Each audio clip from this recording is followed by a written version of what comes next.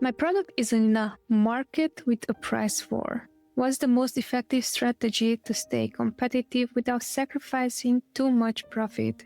What you can think of is offering variations of your product that are multiple packages. Let's say that if your product is $20 and the CPC is going to be, let's say, $2, you can afford 10 clicks and then basically you get 100% ACOS with 10 clicks. But if your product would be $30 and you have a 2-pack instead of the 1-pack, then you're going to increase your likelihood, even if the click is not going to convert, at least you can afford 30 clicks instead of 20 clicks. That is the one thing we are noticing that is going to be helpful, especially when there's like price war when it comes down to products. So that is one thing that I would be looking into. How can I up the value of whatever I'm selling? The second thing we're seeing is, what if you can bundle your current product with something else? That is also a way you could increase both your price and the value that your customer or potential customer would be considering.